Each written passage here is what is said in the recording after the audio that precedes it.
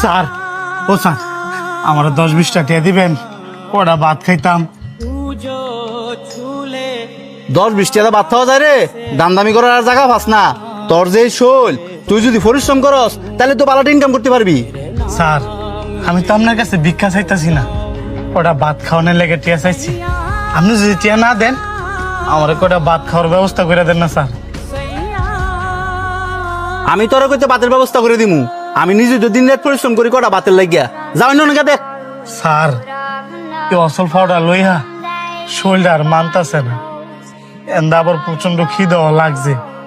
আমি কিন্তু স্যার ভিক্ষা করে খাই না, আমি একজন দিন মজুর। আজকে কোনো কাজ পাই নাই, এ কারণে বাধ্য হইছি পেটের ক্ষুধায় আমার কাছে হাসপাতাল লেগে। হ্যাঁ, কাম না করলে ফেটে খাওয়ান জুটতো না। পৃথিবী বড়ই কঠিন। যা যা গিয়া কাম বিছে গিয়া। এই যে ভাই, আপনি ওই এদিকে এদিকে।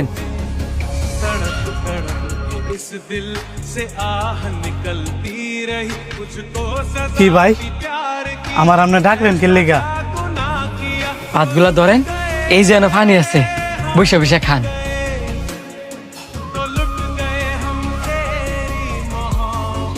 আমি কেমনে খাই? এই ভাত তো আপনি খাইতে বসেন। আমি খাইতে বসে দেখে কি হয়েছে?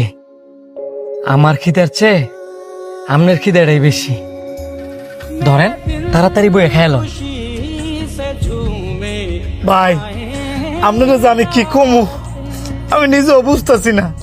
আপনার বোঝা লাগতো না, ভাতগুলা খাইয়া আমার লেগে দোয়া করেন, তাই লইব।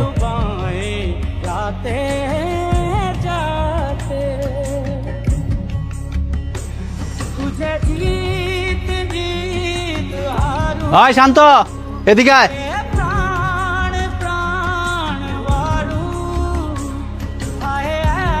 আপনি বৈশা খান, আমি দেখতাছি। জি ছোট সাহেব বলেন। দিন দিন দেয়া যায় দরা তুতলায় পড়তাছে। এই যে তুই তোর বাগের খাবার তার জন্য দেলাইছস, তোর লাগে কি বাড়ির ভিতরে এক্সট্রা খাবার আনতে তুইছে? না ছোট সাহেব, ওই লোকটা তো আমার চেয়েও ক্ষুধার্ত, এই কারণে আমার বাগের খাবারটা ওই লোকটারে দিয়ে দিচ্ছি। আবার মুখ কথা কস? ভাতগুলো আয় করতে তুই কি ঘরের ভিতরে চাল কিনা তুই যাস? ছোট সাহেব, এত অহংকার ভালো না। আল্লাহ পাক আমনে ঘরে ধন সম্পদ দিছে ঠিকই, কিন্তু মন দিছে না।